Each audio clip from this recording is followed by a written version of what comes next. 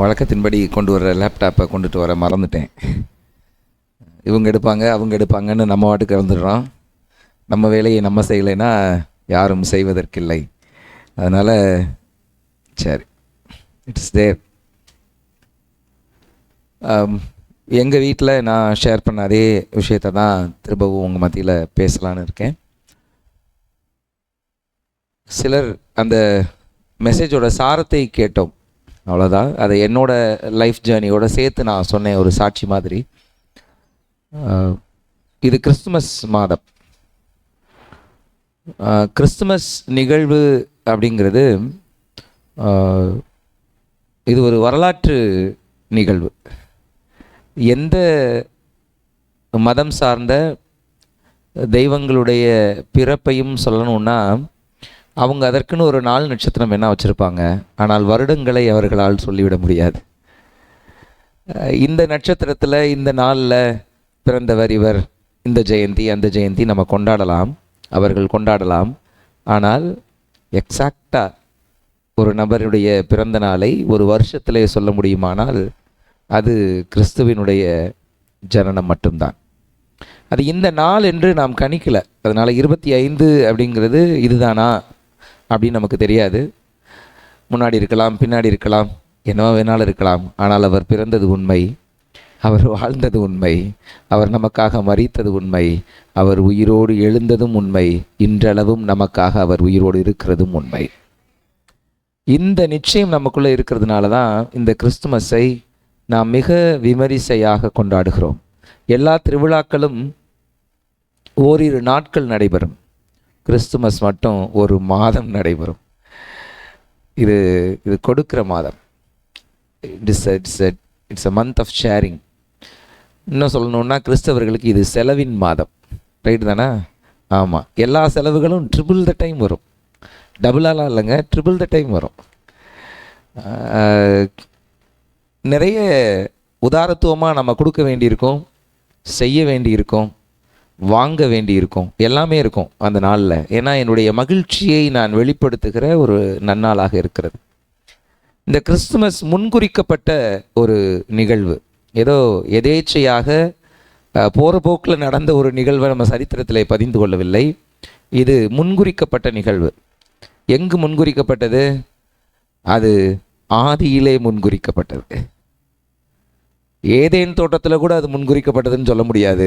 அது ஆதியிலே முன்குறிக்கப்பட்டது. அது அப்படிதான். அவர் ஆதியிலே முன்குறித்து ஏதேன் தோட்டத்தில் முதல் தடவையாக அவர் சொல்லுகிறார், உன் வித்துக்கும் அவள் வித்துக்கும் பகை உண்டாக்குவேன். அங்கே தான் கிறிஸ்துவினுடைய பிறப்பு முதலாவது சொல்லப்படுகிறது. அங்கு ஒரு வித்து, பெண்ணின் வித்து வரப்போகிறதுங்கிறத ஆதியாகமம் 3வது அதிகாரத்திலேயே தேவன் வெளிப்படுத்தி விட்டார்.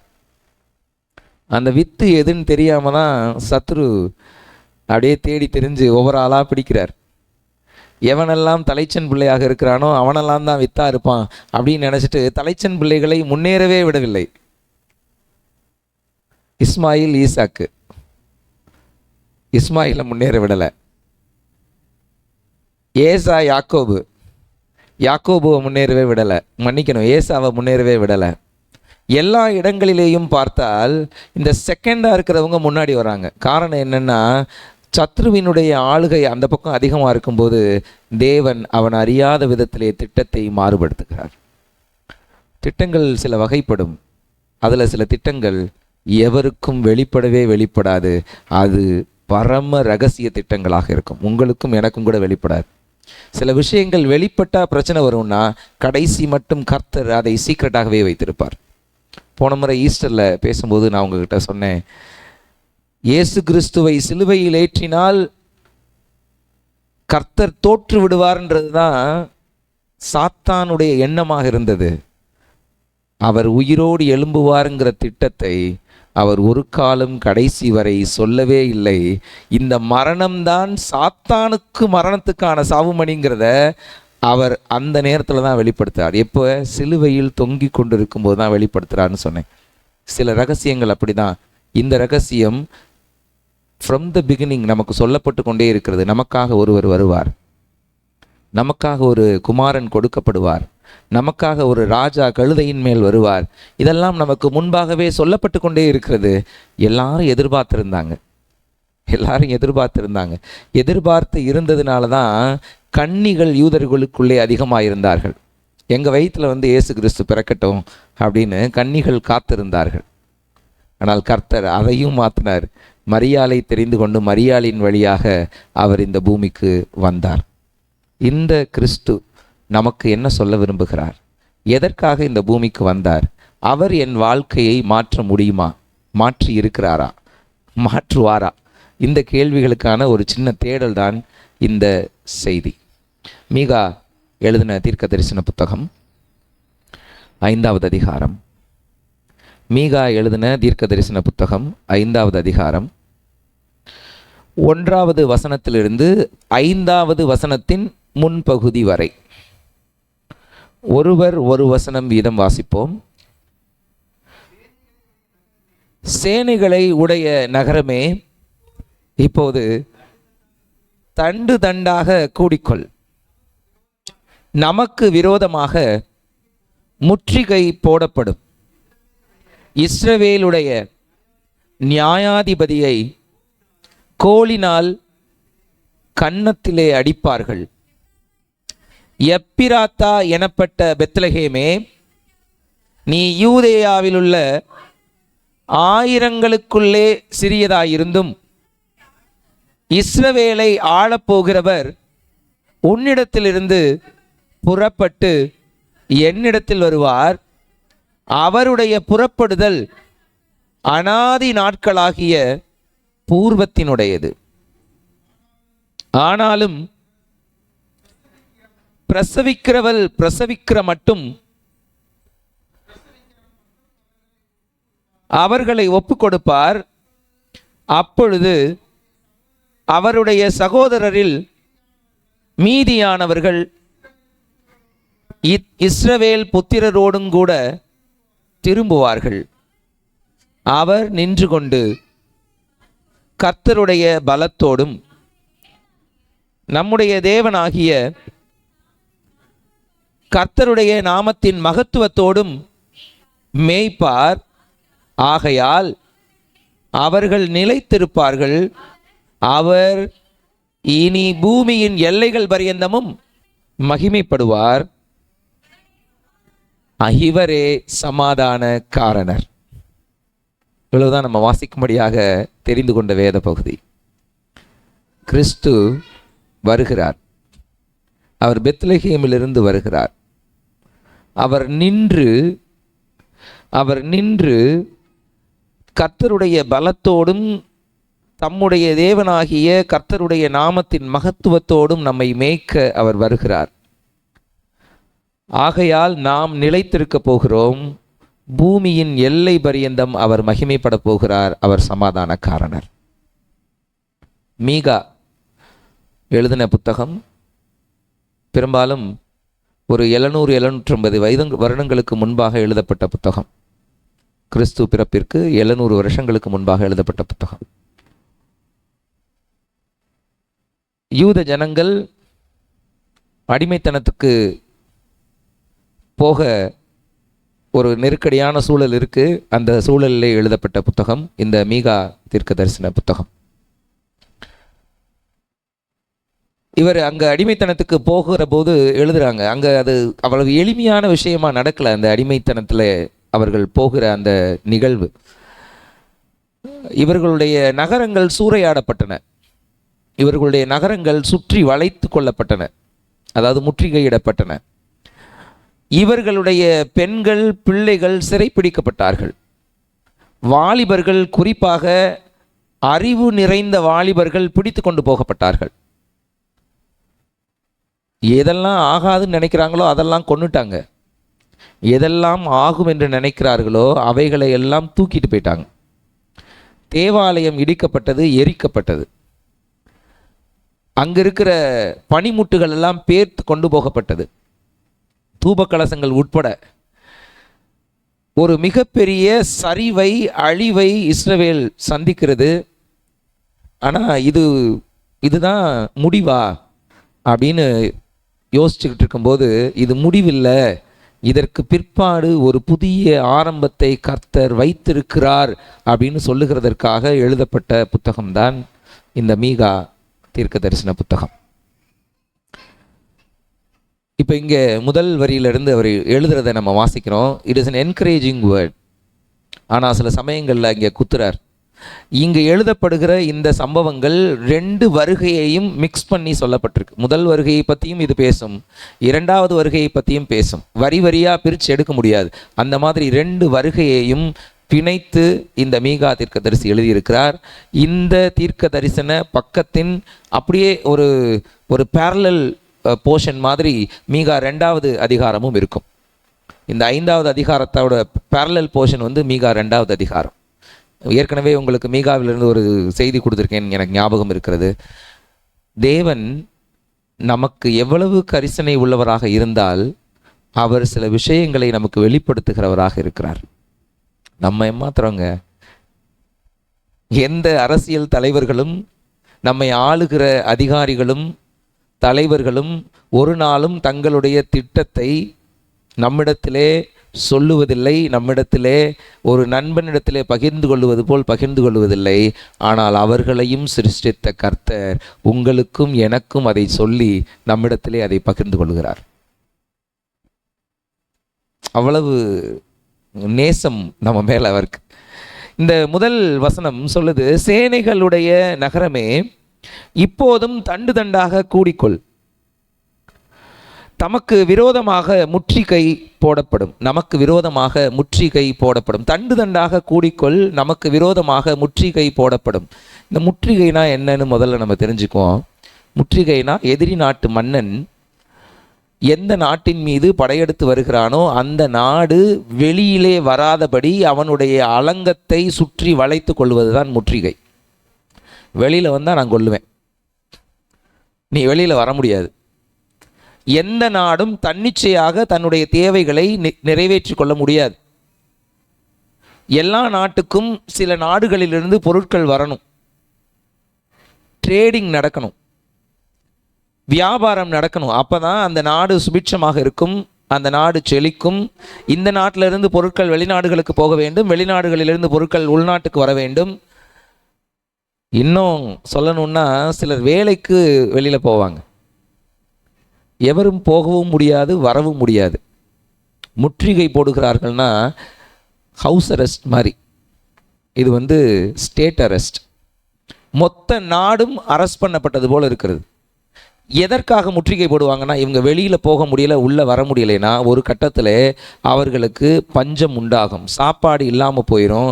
அப்போ மொத்தமாக வெளியில் வருவாங்க. அவங்க அப்போவே பலவீனமாக இருப்பாங்க, அவங்கள அடிக்கிறது எளிது அப்படின்னு நினச்சி தான் முற்றுகை போடுறாங்க. இந்த முற்றுகைக்கு உள்ளே இருக்கிற அந்த நாட்டுக்கு என்ன மனம் இருக்கும்னா, அவங்களுக்கும் வெளியில் பெருசாக உணவு கிடைக்காது. ஒரு 5 மாதம் 6 மாதம் காத்திருந்து அவங்களே போனாலும் போயிடுவாங்க. அது வரைக்கும் சமாளிக்கிற அளவுக்கு நம்மிடத்தில் இருப்பு இருக்கிறது, நம்முடைய கோட்டை ஸ்ட்ராங்காக இருக்குது. அதனால் அவர்கள் அவ்வளவு எளிதாக உள்ளுக்குள்ளே வந்துவிட முடியாது, நம்ம உள்ளவே ஒரு 5-6 மாதம் இருப்போம் அப்படின்னு அவங்க நினைப்பாங்க. 2 பக்கமும் பிரச்சனை இருக்கிறது. ஆனால் உள்ளுக்குள் இருப்பவர்களுடைய மனநிலை எப்படி இருக்கும் தெரியுமா? என்று முடியும் இந்த முற்றுகை.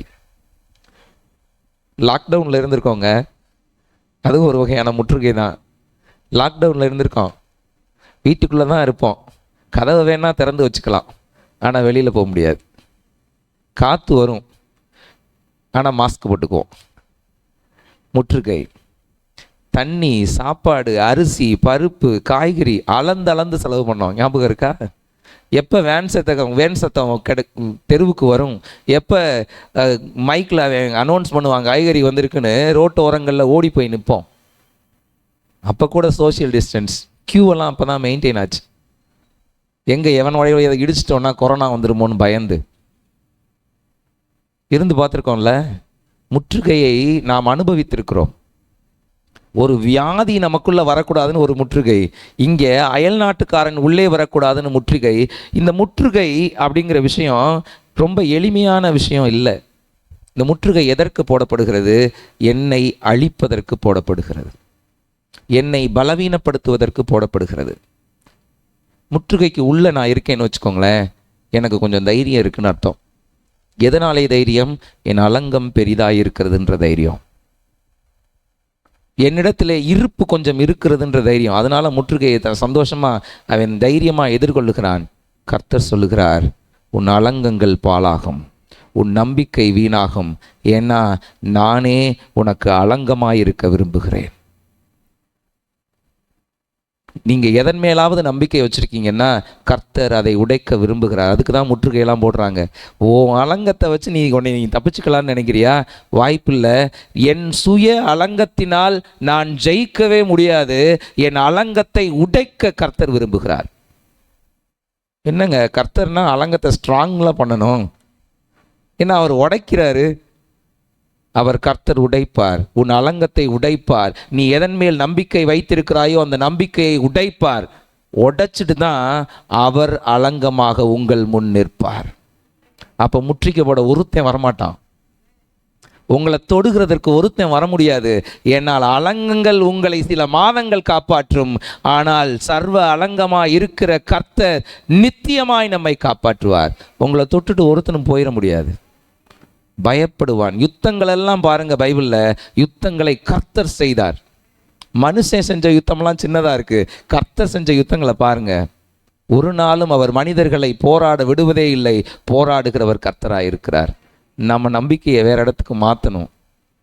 என் அலங்கமாக கர்த்தர் இருக்க விரும்புகிறார். அதற்காகத்தான் இந்த பூமிக்கு அவர் வந்தார். முதல் குறிப்பா நீங்க எழுதிக்கலாம், முற்றுகை முறியும், ஏனெனில் அவர் என் அலங்கமாக இருக்கிறார். முற்றுகை முறியும், ஏனெனில் அவர் என் அலங்கமாக இருக்கிறார். அவர் அலங்கத்தை உடைக்க வந்திருக்கிறார்ன்றதை நீங்கள் பின்னாடி இருக்கிற வசனங்களில் வாசிச்சிங்கன்னா தெரியும். மீகா 5வது அதிகாரத்திலேயே பின்னாடி நீங்கள் வாசிச்சிங்கன்னா நான் அலங்கத்தை உடைப்பேன்னு இருக்கும். 11வது வசனத்தை வாசிங்களேன். உன் தேசத்து பட்டணங்களை சங்கரித்து உன் அரண்களை எல்லாம் நிர்மூலமாக்குவேன். ஏன்னா உன் அலங்கமாக நான் இருக்க விரும்புகிறேன். உன் அலங்கமாக நான் இருக்க விரும்புகிறேன். நீங்கள் எதெல்லாம் நம்பிக்கொண்டிருந்தீர்களோ அதெல்லாம் பின்னாடி தள்ளுங்க. உங்கள் நம்பிக்கை தேவனாயிருப்பாராக. உங்கள் நம்பிக்கை தேவனாயிருப்பாராக. இந்த முற்றுகைகளில் இருக்கிறது வருத்தம் தாங்க. தண்டு தண்டாக கூடிக்கொள்ளுங்கள். முதல் வசனம், தண்டு தண்டாக கூட்டம் கூட்டமாக கூடி உங்களை நீங்கள் ஒழிச்சுக்கோங்க.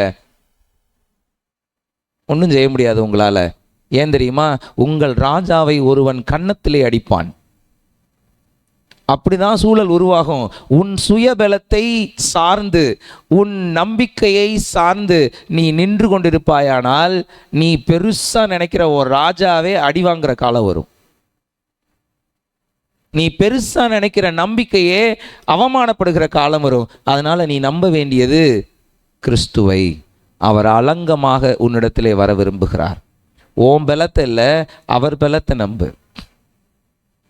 வசனம் இருக்கே, என் பலவீனத்திலே அவருடைய கிருபை பூரணமாய் விளங்கும். என் பலத்திலே அவர் கிருபை பூரணமாய் விளங்கும்னு இருக்கா?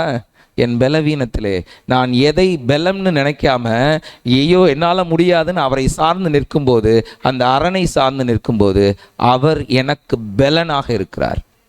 அவர் எனக்கு பலனாக இருக்கிறார். 4வது வசனத்தில் முதல் 2 பிரேசை நீங்கள் வாசிங்கன்னா, அவர் நின்று கொண்டு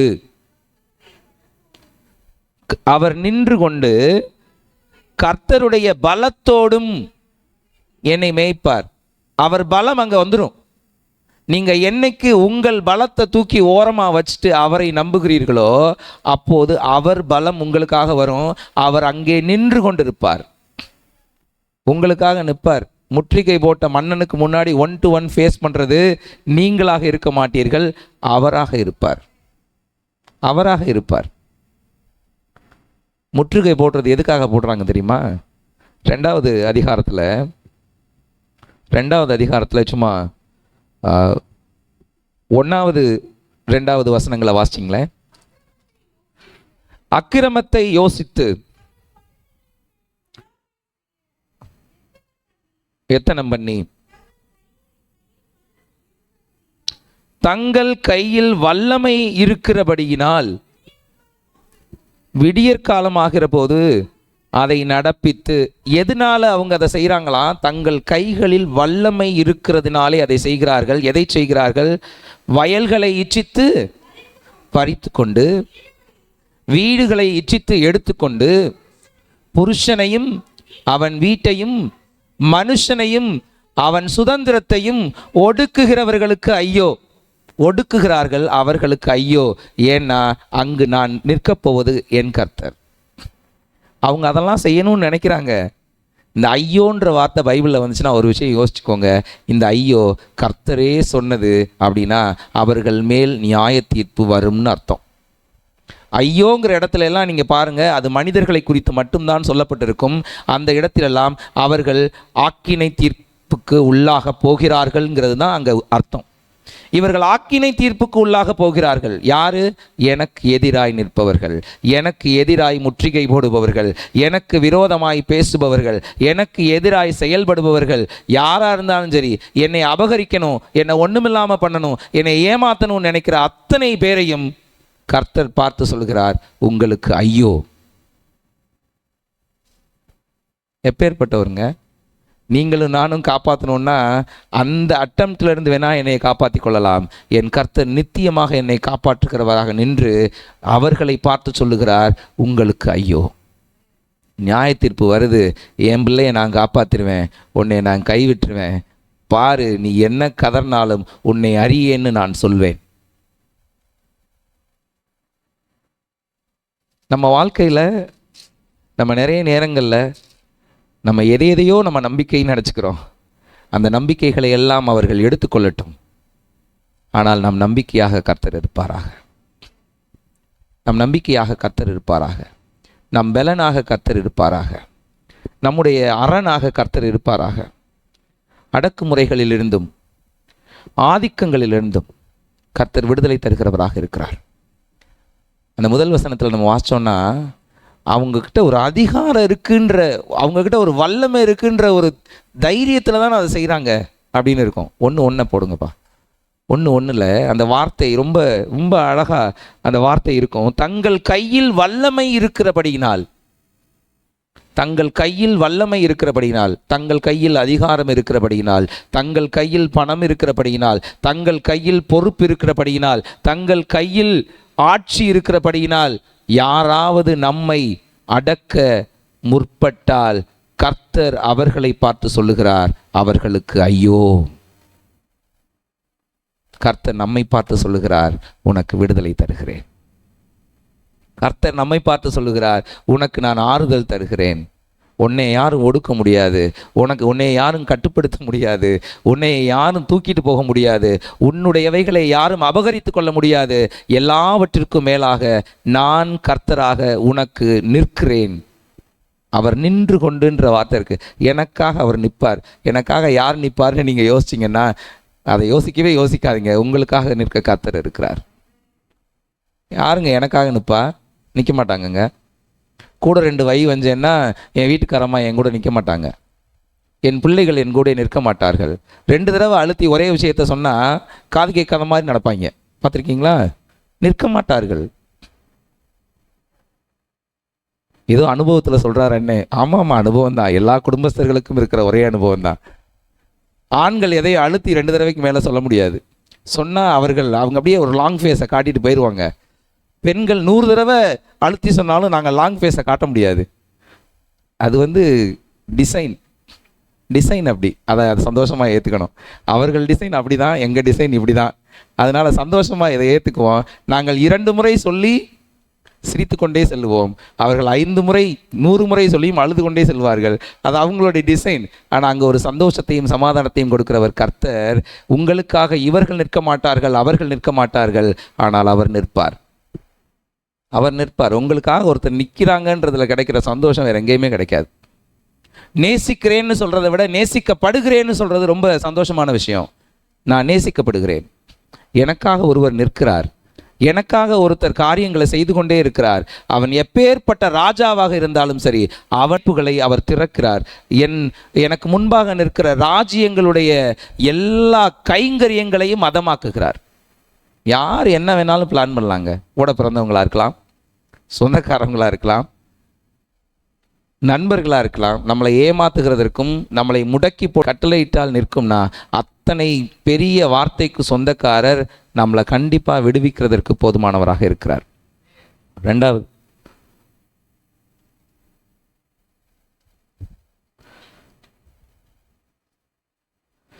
அவமானம். ராஜாக்கள் கோலினால் கன்னத்தில் அடிக்கப்படுகிறார்கள். இதை நம்ம கிறிஸ்துவே ரிசீவ் பண்ணியிருக்கிறார். கிறிஸ்து கன்னத்தில் அறையப்பட்டார்ன்ற ரெக்கார்டு 4 இடங்கள்ல இருக்கு வேதத்தில்.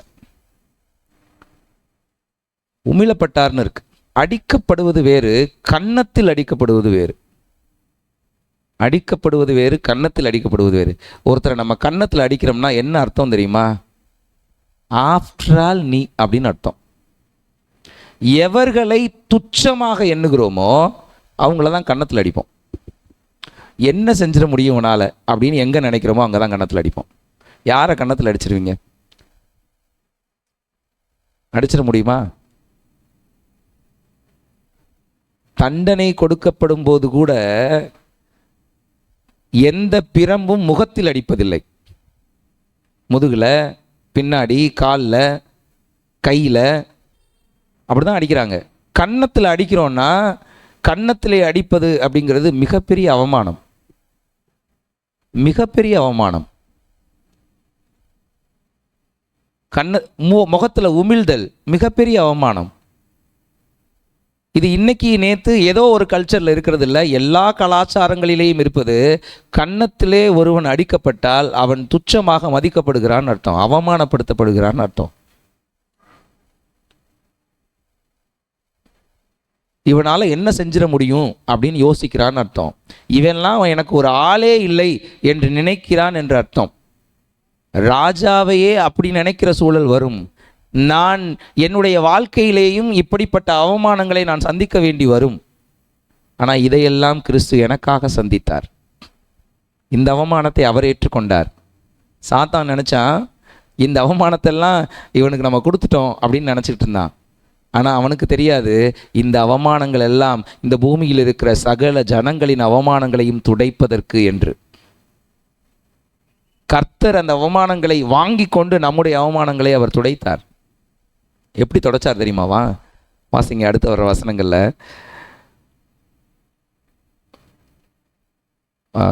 அதுலேயே கீழே அவர்கள் சிங்கம் போல, 2வது அதிகாரத்தில் 8வது வசனம், 2வது அதிகாரத்தில் 8வது வசனம், யாக்கோபின் மீதியானவர்கள் மீகா 2வது அதிகாரம் 8வது வசனம் தானா? வாசிங்க முழுதா.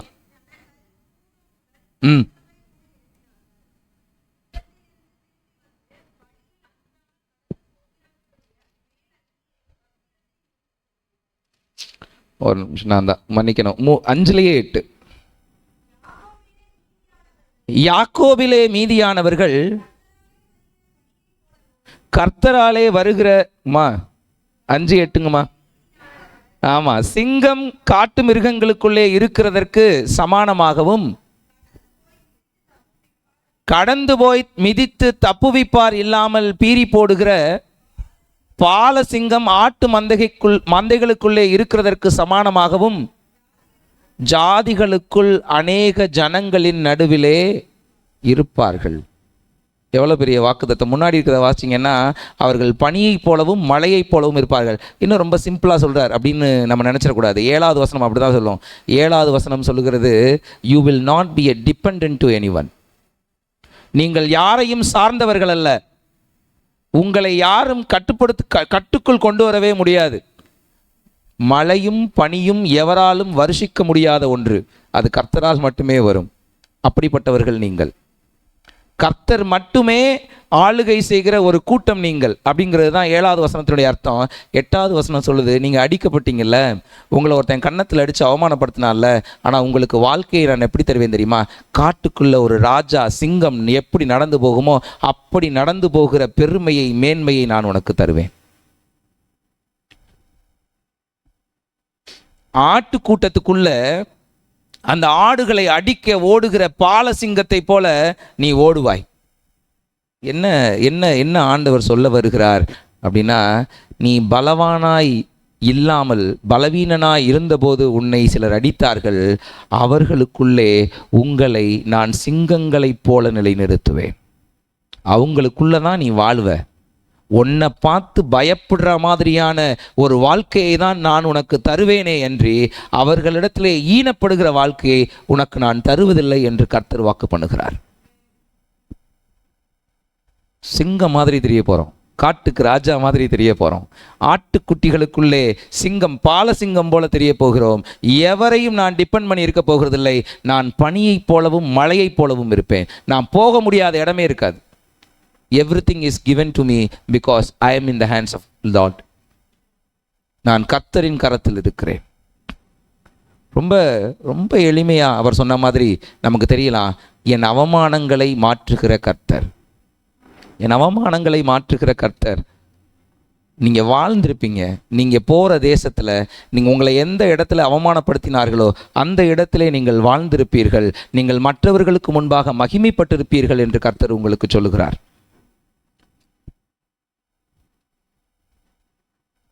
2:2 மன்னிக்கணும், 2:12 ம் ம் ம் ம் அவர்களை ஏகமாய் கூட்டமாக்குவேன், ஜனத்திரளினாலே இரைச்சல் உண்டாகும். உன்னை ஒன்றுமில்லாமல் அடக்கி ஒடுக்கணும் நினைத்தவர்களுக்கு முன்பாக உன் கூட்டம் மிகுதியாக இருக்கும். உன் கூட்டம் மிகுதியாக இருக்கும். ஜனத்திரளினாலே இரைச்சல் உண்டாகும். உன்னை ஒன்றுமில்லாமல் ஆக்கணும்னு நினச்சாங்கல்ல, உன்னுடைய சந்ததிகளின் எண்ணிக்கை அவங்க எண்ணக்கூடாத அளவுக்கு பெருசாக இருக்கும். நம்மளை நிர்மூலமாக்கணும்னு நினச்சவங்க மத்தியில் நம்மளை அவர் கூட்டி சேர்ப்பார். அவங்க இப்படி கண்ணை திறந்து வாயை திறந்து ஆண் பார்ப்பாங்க. ஒன்றுமில்லாமல் இருந்தவனாயிவன் இவ்வளவு ஜனத்தோடு நிற்கிறான், இவ்வளவு மகிமையோடு நிற்கிறான் அப்படின்னு நம்மளை பார்த்து வாய் பிளக்கும் அளவிற்கு நம்முடைய எண்ணிக்கையை, நம்முடைய உயர்வை கர்த்தர் வைத்து வைத்திருக்கிறார். 4வது வசனத்தில் அந்த 2வது ஃப்ரேஸ் நம்ம வாசித்தோன்னா, அவர் மகத்துவத்தோடு நம்மை மேய்க்கிறார்னு இருக்கும். அவர் மகத்துவத்தோடு நம்மை மேய்க்கிறார். கர்த்தருடைய நாமத்தின் மகத்துவத்தோடு மேய்ப்பார். நான் அவமானம் தான் பட்டேன், உண்மைதான். ஆனால் எனக்காக அவமானப்பட்டவர் என் வாழ்க்கையை மாற்றுகிறார். என்னை மகத்துவத்தோடு அவர் மேய்ப்பார். என்ன அர்த்தம்னா, வெறுமனே எனக்கு தேவையான சாப்பாடை மட்டும் கொடுக்கிறவர் அல்ல, எனக்கு மகிமைகளை கொண்டு வந்து சேர்க்கிறவர். என் எதிரிகளுக்கு முன்பாக பந்திகளை ஆயத்தம் பண்ணுகிறவர், எனக்கு ராஜரீக ஆசாரிய பட்டத்தை கொடுக்கிறவர், என்னை பலப்படுத்துகிறவர், என்னை கௌரவப்படுத்துகிறவர், என்னை ஸ்தாபிக்கிறவர், என்னை நிறுத்துகிறவர், என்னை ராஜாவாக்குகிறவர். எல்லா இடத்துலையும் எக்ஸலண்ட்டாக பாடி வைப்பார். No one can compete us. நம்ம இடத்துல நம்மை பார்த்து குறை சொல்லுபவர்களும் இருக்க முடியாது, நம்மிடத்திலே மோதி ஜெயிப்பவர்களும் இருக்க முடியாது. அந்த இடத்துல தான் கர்த்தர் நம்மை நிறுத்துவார். அவர் மேய்க்கிற போதே அவர் மகத்துவத்திலே நம்மை மேய்ப்பார். மகத்துவத்திலே அவர் நம்மை மேய்ப்பார். உண்மைதான். இந்த வார்த்தைகளை நாம் புரிஞ்சுக்குவோம். அந்த இரைச்சல் உண்டாகும்னா எதிரே இருக்கிறவர்களுடைய காதை அவ்வளோ ஈஸியெல்லாம் மூடிட்டுலாம் போக முடியாது. கண்ணை யாரும் மூடிட்டுலாம் நம்மளை பார்த்துட்டு போக முடியாது. நம்மை அவர்கள் கண்டுகொண்டே ஆக வேண்டும். அப்படி தான் சூழலை அவர் வைப்பார். என்னையை பார்த்து இப்படி வணக்க வைக்கிற மாதிரி தான் எதிரிகளுக்கான சூழலை வைப்பார். முகத்தை திருப்பிட்டு போகிற மாதிரி அவர்களை அப்படி வச்சிட மாட்டார். நம்மளை அப்படி வச்சிட மாட்டார். எனக்கும் அவனுக்கும் பிரச்சனை இல்லைன்னு முடித்து விடுகிறவர் கர்த்தர் அல்ல, எனக்கு முன்பாக அவன் தாழ்ந்தே இருக்கும்படி வைக்கிறவர் தான் அவர் நம்முடைய கர்த்தர். இதுதான் அவர் நமக்கு 2வதாக சொல்கிற விஷயம். அவமானம் நம்ம வாங்குகிறோம் தான், உண்மைதான். அவமானம் அழியும். ஏன்னா மகத்துவத்தோடு அவர் என்னை மேய்க்கிறார். அவர் என் மேய்ப்பராக இருக்கிறார். முன்னாடி சொன்னேன், அவர் என் அரணாக இருக்கிறார். 2வதாக எழுதிக்கலாம், அவர் என் மேய்ப்பராக இருக்கிறார். என்னை மகத்துவத்திலே நிறுத்துவார், என்னை மகிமைப்படுத்துவார். நான் எதிர்பார்க்காத உயரங்களையும் நான் எதிர்பார்க்காத வரவுகளையும் எனக்கு கொடுக்கறதற்கு அவர் போதுமானவர். நீங்களும் நானும் கொஞ்சமாக யோசிப்போம். அவர் நினைவு மிக பெரியது, அவர் நினைவு மிக விசாலமானது. 3வது பெத்லகேம். பெத்லகேம் ரொம்ப சின்ன பட்டணம். எருசலேம் தான் தலைநகரம். பெத்லகேம் மிகச்சிறிய நகரம், நகரம் கூட கிடையாது, மிகச்சிறிய ஒரு ஒரு ஒரு ஊர். எப்பிரத்தா எனப்பட்ட பெத்லகேமே, நீ ஆயிரங்களில் சிறியதாயிருந்தும், ஆயிரங்களில் சிறியதாயிருந்தும், இந்த பெத்லகேம் எண்ணப்படாத ஒரு ஊர், இக்னோர் பண்ணப்பட்ட ஒரு ஊர், யாருமே கண்டுக்கிறாத ஒரு ஊர். பாஸ்ட் இன்னைக்கு சொன்னாங்கல்ல, முத்துப்பட்டி சென்னை கம்பேர் பண்ணோன்னா முத்துப்பட்டியை யாராவது நினைப்பாங்களா? நோ. சென்னைனா உலகமே தெரியும், முத்துப்பட்டினா எவருக்குமே தெரியாது. மதுரையிலேயே முத்துப்பட்டினா முத்துப்பட்டியா, எந்த முத்துப்பட்டி அப்படின்னு கேட்பாங்க. மதுரைக்கு பக்கத்தில் 2 முத்துப்பட்டி இருக்குது. நாகமலை புதுக்கோட்டையில் ஒரு முத்துப்பட்டி இருக்குது, இங்கே அழகப்ப நகரில் ஒரு முத்துப்பட்டி இருக்குது. ரெண்டுமே ரொம்ப நியர்பை. எந்த முத்துப்பட்டின்னு கேட்பாங்க, முத்துப்பட்டியா எங்கே இருக்குன்னு கேட்பாங்க. நம்முடைய அடையாளம் காணப்படாமலே இருந்தாலும் கர்த்தர் சொல்லுகிறார், நீ எண்ணப்படாதவனாக இருந்தாலும், நீ மதிக்கப்படாதவனாக இருந்தாலும், நீ காணப்படாதவனாக இருந்தாலும் உன்னிடத்திலிருந்து கர்த்தர் வருகிறார். ஏன்னா யூ ஆர் சோசன், நீங்கள் தெரிந்து கொள்ளப்பட்டவர்கள். அதனாலே கர்த்தர் உங்கள் இடத்திலிருந்து புறப்படுகிறார். அவர் அங்கிருந்து தான் வரார். எது எண்ணப்படவில்லையோ அங்கு கர்த்தர் எண்ணிக்கொண்டிருக்கிறார். எது நிராகரிக்கப்படுகிறதோ அதை கர்த்தர் அங்கீகரித்து கொண்டிருக்கிறார். எது தள்ளப்பட்டு கொண்டிருக்கிறதோ கர்த்தர் அதை நினைத்து கொண்டிருக்கிறார். கடைசி வரை தான் சொல்லும், அவருடைய புறப்படுதல் அனாதி நாட்களாகிய பூர்வத்தினுடையது. இது இன்னைக்கு நேற்று நீங்கள் தள்ளப்பட்டதினால் வந்ததில் அல்ல, இது ஆதியிலே முன்குறிக்கப்பட்டது. பூர்வ காலத்திலேயே உங்களை பற்றி ஒரு முடிவு எடுத்தாச்சு. இப்படி ஒரு பிரச்சனை வரும்போது இவன் வாழ்க்கைக்குள் நான் இடைப்படுவேன், இவள் வாழ்க்கைக்குள் நான் இடைப்படுவேன் அப்படிங்கிறத அவர் பிளான் பண்ணிட்டார். நம்ம தாழ்மைப்படுத்தப்படுகிறோம், நாம் ரொம்ப கீழே இருக்கிறோம் அப்படிங்கிற ஒரு எண்ணம் உங்களுக்குள்ளே இருந்தால் கர்த்தரை ஸ்தோத்திரியுங்கள். எவர்கள் சிறுமைப்பட்டு இருக்கிறார்களோ அவர்களை கண்ணோக்கி பார்க்கிறவர் நம்முடைய கர்த்தர். அந்த இடத்துலேருந்து தான் கிறிஸ்து வருகிறார். பெத்லகேம்ங்கிறது அப்பத்தின் வீடு. அப்பத்தின் வீட்டிலிருந்து ஜீவ அப்பம் புறப்படும். அப்பத்தின் வீட்டிலிருந்து ஜீவ அப்பம் புறப்படும். எங்கு வார்த்தைகள் அதிகமாக புழங்கப்படுகிறதோ அங்கு கிறிஸ்து வெளிப்படுகிறவராக இருப்பார். என்ன வார்த்தைகள்? வேத வார்த்தைகள். அது அப்பத்தின் வீடு. அப்பம்னா வேத வார்த்தை நமக்கு தெரியும். மனுஷன் அப்பத்தினால் மாத்திரமல்ல, உம்முடைய வாயிலிருந்து புறப்படுகிற வார்த்தையினாலும் பிழைப்பானே. இந்த வார்த்தை தான் எனக்கு ஆகாரம், இதுதான் என்னுடைய அப்பம் அப்படின்னா, எந்த வீடு அப்பத்தின் வீடாக இருக்கிறதோ அங்கெல்லாம் கிறிஸ்து ஆகிய ஜீவ அப்பம் வெளிப்படுகிறார். கிறிஸ்து ஆகிய ஜீவ அப்பம் வெளிப்படுகிறார். நீங்கள் அப்பத்தின் வீடாக இருக்கீங்களான்னு பாருங்க. நீங்கள் எவ்வளவு தாழ்மையில் வேணாலும் இருக்கலாம்ங்க, எவ்வளவு ஹியூமிலியேஷனில் வேணாலும் இருக்கலாம். இதெல்லாம் ஜெயிக்க போகிறானா அப்படின்னு நினைக்கிற நினைப்பில் நம்முடைய வாழ்க்கை இருக்கலாம். ஆனால் எக்காரணத்தை முன்னிட்டும் இந்த வேதம் சார்ந்த வாழ்க்கையை விட்டு விடாதிருங்கள். உங்கள் வாழ்க்கை அப்படி அப்பத்தின் வீடாக இருக்கும்போது கர்த்தர் ஜீவ அப்பமாக உங்களுடைய வாழ்க்கையிலே வெளிப்படுவார். அவர் உங்கள் வாழ்க்கையிலே பிறப்பார். எண்ணப்படாமல் மதிக்கப்படாமல் இருக்கிறதுக்காக நம்ம வருத்தப்படணும்னு அவசியம் இல்லை. நம்ம எண்ணிக்கொண்டே இருக்கிறவர் நம்மோடு இருக்கிறார். அதை நம்ம ஞாபகம் வச்சுக்குவோம். 1 கொரிந்தியர் 1வது அதிகாரம் 27 29 வரைக்கும் வாசித்தோன்னா, ஞானிகளை வெட்கப்படுத்த பைத்தியமானவைகளை தெரிந்து கொண்டார், பலமுள்ளதை வெட்கப்படுத்த பலவீனமானவைகளை தெரிந்து கொண்டார், உள்ளவைகளை அவமாக்க உலகத்தில் இழிவானவைகளையும் அற்பமாய் எண்ணப்பட்டவைகளையும் இல்லாதவைகளையும் தேவன் தேர்ந்து கொண்டார். இப்போ எல்லா இடத்துலையும் நீங்கள் பார்த்தீங்கன்னா ஞானிகளைனா அங்கே முன்னாடி அட்ஜெக்டிவ் இருக்காது. பைத்தியம் அப்படிங்கிறதுக்கு முன்னாடி பார்த்துங்களேன், உலகத்தின் பைத்தியமானவைகளை. அடுத்ததையும் பாருங்களேன், உலகத்தில் பலவீனமானவைகளை. அடுத்ததையும் பாருங்களேன், உலகத்தில் இழிவானவைகளை. அது உலகத்தில் தான் பைத்தியம், உலகத்தில் தான் இழிவு, உலகத்தில் தான் அது ஆகாதது. ஆனால் கர்த்தர் பார்வையில் அது விலையேற பெற்றது. கர்த்தர் பார்வையில் அது விலையேற பெற்றது. நீங்கள்லாம் so precious in the sight of God. உலகம் உங்களை பார்க்கும்போது இது பைத்தியக்காரன், இவன் பலவீனன், இவன் ஆகாதவன், இவன் முட்டாள் சொல்லலாம்.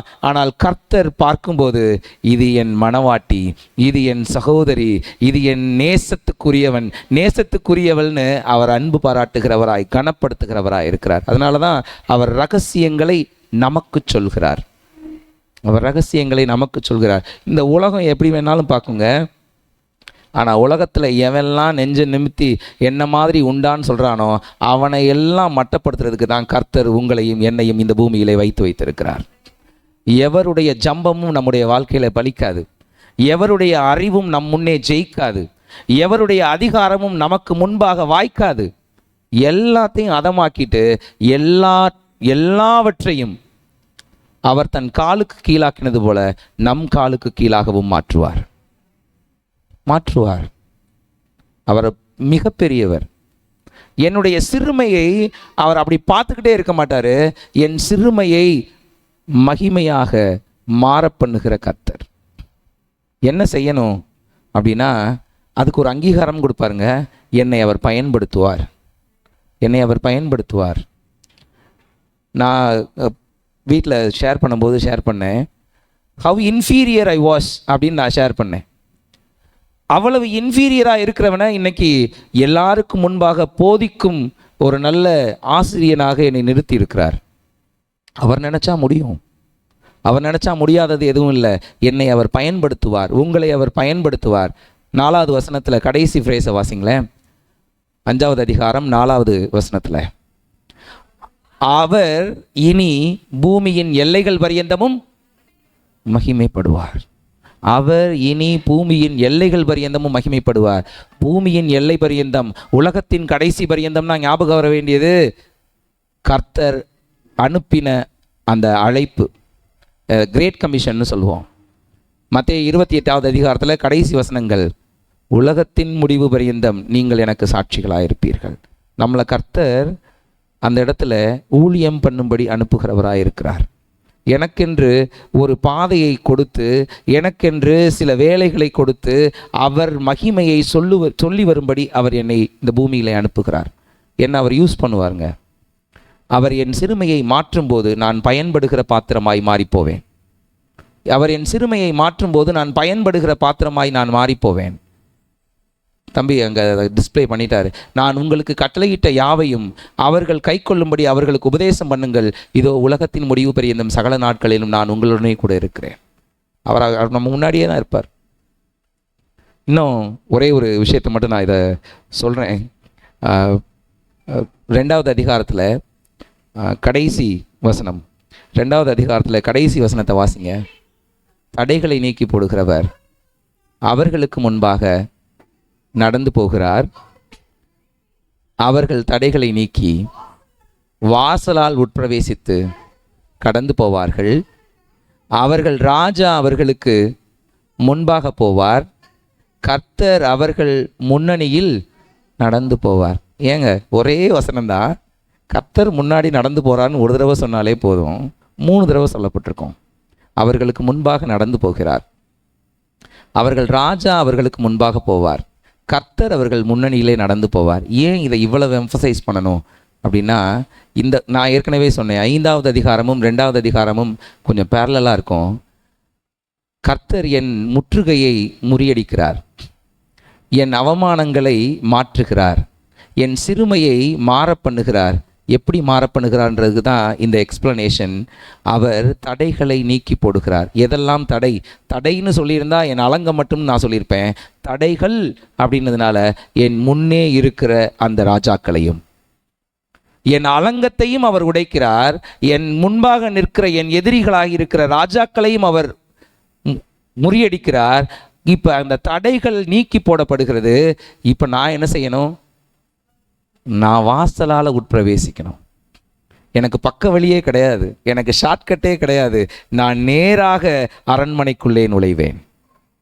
நான் நேராக என்னுடைய ஸ்தானத்திலே வைக்கப்படுவேன். நான் நேர் வழியாக எல்லா மேன்மைகளையும் பெற்றுக்கொள்வேன். எனக்கு ஷார்ட்கட்டே கிடையாது. எந்த ஷார்ட்கட்டையும் கர்த்தர் விரும்பாதவர். முதல்ல புரிஞ்சுக்குவோம், ஷார்ட்கட்ன்றதே ஒரு மோசமான வார்த்தை. எனக்கு அப்படியே இல்லை, எல்லாம் நேர் வழியாக கர்த்தர் செய்வார். எல்லார் கண்ணும் பார்க்கும், எனக்கு வருகிற மேன்மையை எல்லார் கண்ணும் பார்க்கும்.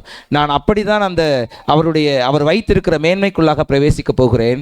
கடைசியாக அவர் சொல்லுவார், அவர்கள் ராஜா அவர்களுக்கு முன்பாக போவார். இந்த பூமியிலே இருக்கும்போதும் அவர் எனக்கு ராஜா, நான் பரலோகத்துக்கு போகும்போதும் அவர் தான் எனக்கு ராஜா. எனக்கு முன்பாக அவர் போவார். நான் பூமியில் எதையாவது அடையணுன்னாலும் எனக்கு வழியை ஆயத்தம் பண்ணுகிறவர் அவர்தான்.